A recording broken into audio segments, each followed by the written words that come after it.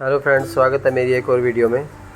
दोस्तों, आज मैं आपको बताऊंगा जो ये स्पिंडल है जो पानी लीक करता है हमारी टैप में से, उसको हम फ्री में कैसे ठीक कर सकते हैं स्पिंडल को।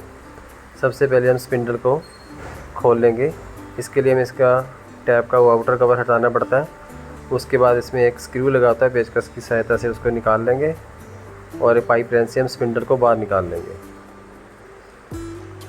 दोस्तों, ये बड़ा इजी से है, आपको नया स्पिंडल लेने की ज़रूरत नहीं है। और हम नीचे से भी पानी की सप्लाई बंद कर देंगे। ये देखिए, पानी की सप्लाई हमने बंद कर दी है। अब इसमें से हमने स्पिंडल निकाल ली है। इसका हम नीचे वाली रबड़ निकालेंगे और इसके अंदर ये डिस्क लगी होती है। ये जो डिस्क है इसको हम निकालेंगे। ये डिस्क चलने से, बार बार चलने से, इस्तेमाल करने से ये थोड़ी घिस जाती है। इसके कारण ये लीकेज आ जाती है इसमें।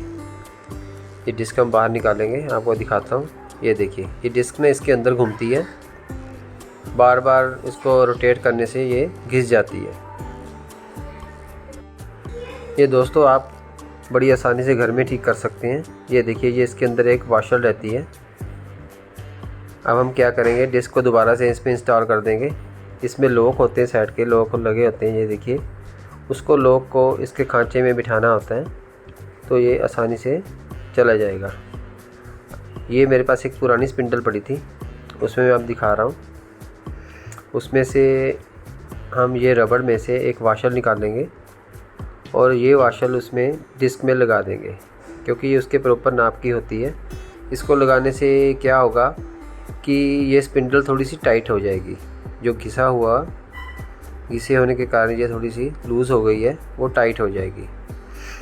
अब ये रबड़ हम इसमें दोबारा लगाएंगे। ये देखिए, ये रबड़ अब इसके अंदर चली गई है।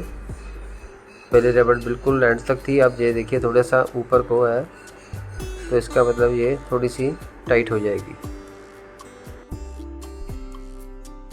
आप चाहें तो इसमें एक इलेक्ट्रॉनिक वाशर मिलती है, जो फ़ैन वगैरह इलेक्ट्रॉनिक रिपेयर करते हैं, उनसे भी आप ले सकते हैं। 1 रुपये के लगभग आपको मिल जाएगी, वो भी इसमें लगा सकते हैं।